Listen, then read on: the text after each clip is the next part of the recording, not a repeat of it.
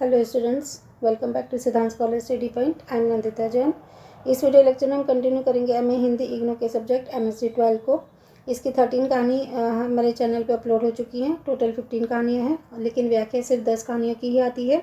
वो हमने इसकी पहली जो व्याख्या बताई थी उसमें मैंने आपको 10 कहानी बताई थी कि कौन सी में से व्याख्या आएगी। पहला क्वेश्चन ज़रूर करना होता है सबको। तो 4 व्याख्या आएंगी, उनमें से कोई आपको 2 करनी है। ठीक है, तो मैंने चारों ही व्याख्या यहाँ पे करा दी हैं। आज हम चौथी कर रहे हैं। तो ये है जून 2019 की व्याख्या। इससे पहले हमने दिसंबर 2019 की भी चारों व्याख्या कर ली हैं। आज की व्याख्या के लिए हम पढ़ते हैं पैराग्राफ।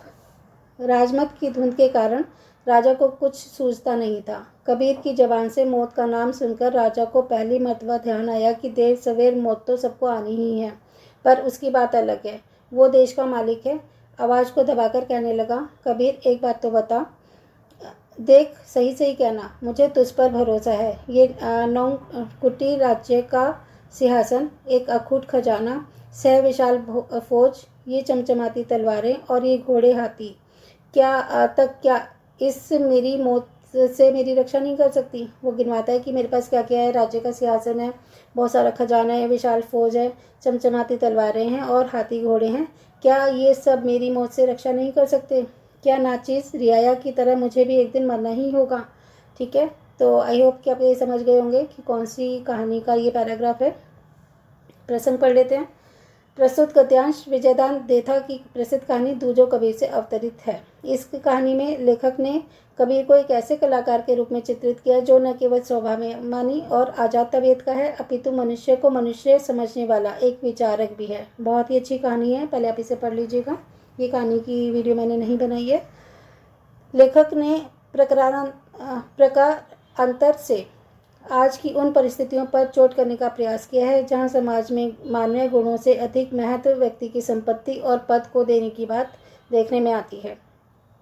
इस गद्यांश का प्रसंग उस समय का है जब राजा अपनी राजकुमारी के साथ कबीर के गांव जाते हैं और उसके द्वार पर जाकर उसकी कलाकृतियां खरीदने की इच्छा व्यक्त करते हैं। किंतु कबीर अपने द्वारा निर्मित चीज़ें बेचने को तैयार नहीं है, क्योंकि बहुत सुंदर सुंदर कलाकृतियाँ हैं। लेकिन जो कबीर है बहुत ही आत्मसम्मानी है। ठीक है, और राजा को अपने राजा होने का बहुत ही ज़्यादा घमंड है। ठीक है, और राजकुमारी कबीर की ये सब चीज़ें देखकर बहुत उसे अच्छी लग रही हैं, जो उसने निर्मित की हैं। बहुत ही अच्छी कलाकारी कबीर ने की हुई है। तो कबीर के द्वारा जो भी निर्मित चीज़ें हैं उसे बेचने के लिए कबीर तैयार नहीं है। हालांकि उन्हें निःशुल्क देने में कोई दिक्कत नहीं है। कहते हैं मैं बेचूंगा नहीं अपनी कला को, आपको फ्री में लेनी है तो ले लो, फ्री में दे सकता हूँ। राजा का 9 लाख हार देने के प्रस्ताव को भी जब कबीर ठुकरा देता है तो आक्रोश में भरकर राजा उसकी वस्तुओं को नष्ट करने और कबीर को मारने तक का आदेश दे देता है। ठीक है, तो अपनी अपनी बातों पे अड़े हुए हैं दोनों।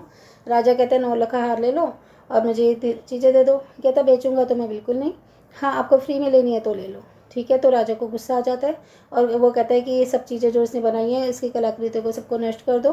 ठीक है, कलाकारी को नष्ट कर दो, और कबीर को मारने का भी आदेश दे देता है। जिस पर कबीर राजा से कहता है कि तलवार और सिंहासन के आतंक से मौत नहीं डरती। ठीक है, कि आपके पास तलवार है, सिंहासन है, तो उसके आतंक से मौत नहीं डरती। तब इस बात पे मतलब राजा को लग रहा था कि क्या ये सब मेरे पास इतना सब कुछ है, वो भी मेरी मौत से रक्षा नहीं कर पाएंगे। तो ये तो था प्रसंग। ठीक है, अब हम व्याख्या शुरू करते हैं।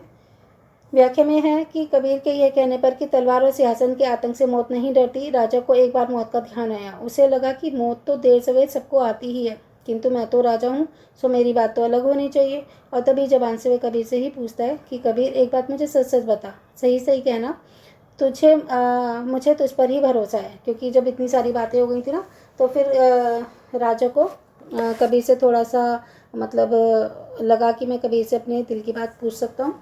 तो उसने कहा कि मेरी इतनी शक्ति और वैभव, इतने यह सिंहासन, अकूत संपत्ति और खजाना, विशाल फौज, हाथी घोड़े, चमचमाते हथियार आदि सब कुछ है, पर क्या इसके रहते हुए भी मौत मुझे ले जा सकेगी?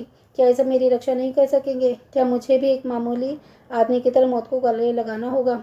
ठीक है, तो देखिए इसमें जो पैराग्राफ दिया होता है ना, व्याख्या तो लगभग वैसी सी हो जाती है। ठीक है, क्योंकि ये कविता तो है नहीं कि इसमें अपनी तरफ से बहुत कुछ लिखना होगा। तो लेकिन इसका जो प्रसंग होता है ना, प्रसंग में आपको बहुत कुछ बताना होगा कि किसने लिखी है। ठीक है, किस कहानी से अवतरित की गई है, और इसके आसपास की जो कहानी उस समय कहानी में चल रहा था, ये सब हमें प्रसंग में बताना होता है। तो व्याख्या में हो गया। अब हम इसका विशेष पढ़ लेते हैं। लेखक के एक विचारक के रूप में समाज के लेखक ने एक विचारक के रूप में समाज के उस पक्ष पर कटाक्ष किया है जहाँ मानवीय मूल्यों की अपेक्षा भौतिक सुख सुविधाओं को अधिक महत्व देने की बात देखने में आती है, जो वस्तुतः समाज के पतन की ओर इंगित करता है। क्योंकि हम क्या करते हैं कि भौतिक सुविधाओं जो होती है, फिजिकल हमें फैसिलिटीज़ मिलती हैं, हम उसे ज़्यादा अधिक महत्व देते हैं, बजाय कि मानवीय मूल्य को, मॉरल वैल्यूज़ को हम इतना नहीं देखते। ठीक है, बस हम हर चीज़ को पैसे से तोलते हैं, और जो गरीब होता है उस पर कई बार कई लोग अत्याचार भी करते हैं, जैसे कि इस राजा ने किया था। तो अब दूसरे में ये लिख सकते हैं कि भाई ये यथार्थ सत्य है कि सभी को एक दिन मौत आनी ही है, चाहे वो राजा हो या रंक हो। तो मौत कभी किसी को नहीं बख्शती, चाहे हमारे पास कितना भी भौतिक सुविधाओं से के भंडार क्यों ना हो। तीसरा आप लिख सकते हैं, इस कहानी की भाषा शैली में आम बोलचाल की भाषा का प्रयोग किया गया है, जो अवसर के पूर्णतः अनुकूल है। ठीक है, तो ये चारों व्याख्या हमारी हो गई हैं जून 2019 की। इसके आगे के भी क्वेश्चन देख लेते हैं, क्वेश्चन पेपर है ये। तो सेकंड क्वेश्चन है, दीदी कहानी की कथा वस्तु का विश्लेषण कीजिए। तो दीदी कहानी, अपने लिए शोकगीत, और ये जो जय वाली कहानी है विद्रोह, ये 3-4 कहानियाँ तो बहुत ही इंपॉर्टेंट है, हर बार इनमें से क्वेश्चन आते हैं। और पिछले भी हमने उसमें पढ़ा था, जो हमने क्वेश्चन पेपर देखा था, तमिल कहानी के विकास में डी जयकांतन के अवदान पर प्रकाश डालिए। बहुत इंपॉर्टेंट क्वेश्चन है, कई बार आया हुआ है। क्वेश्चन नंबर 4 है, ओडिया कहानी में चित्रित आदिवासी जीवन का विश्लेषण कीजिए। क्वेश्चन नंबर 5 है, कोकर्णी के कहानी संसार पर प्रकाश डालते हुए मीना काडोरकर की योगदान की चर्चा कीजिए। ठीक है, तो इसमें ये वाला भी मैंने वीडियो अपलोड कर रखी है, आप इस कहानी को सुन सकते हैं। क्वेश्चन नंबर 6 है, जवाबी कार्ड कहानी का प्रतिपाद्य स्पष्ट कीजिए, यानी कि उसका सार बताइए। ये भी वीडियो हमारे चैनल पर है। क्वेश्चन नंबर 7 में आती हैं टिप्पणियाँ 4, उनमें से कोई सी 2 आपको करनी होती है। पहली टिप्पणी है, 5 पत्र कहानी का जीवन दर्शन। बी में हमें लिखना है अमृता प्रीतम के बारे में टिप्पणी। ठीक है, तो ये जो लेखिका है इनके बारे में लिखना है। तीसरा है, दूजो कबीर कहानी की मूल संवेदना क्या है, जो अभी हमने पैराग्राफ पढ़ा है कि मूल संवेदना क्या है, क्या इसमें लेखक कहना चाहता है। और लास्ट इसका जो है वो है कालीपट्टनम रामाराव, जो दीदी कहानी के लेखक हैं, अध्याय नंबर 1 में ये उन्हीं का लिखी हुई कहानी है, तो इस पर हमें टिप्पणी लिखनी है। ठीक है, तो बहुत ज़्यादा मिलती हैं चॉइसेस करने के लिए। टोटल 7 क्वेश्चन है, उसमें से आपको 4 क्वेश्चन करने हैं, लेकिन पहला क्वेश्चन ज़रूर करना है। तो अभी तक हमने 2 पेपर डिस्कस कर लिए हैं, तो आपको पूरा पेपर का पैटर्न भी पता चल गया होगा। चलिए मिलते हैं नेक्स्ट वीडियो में।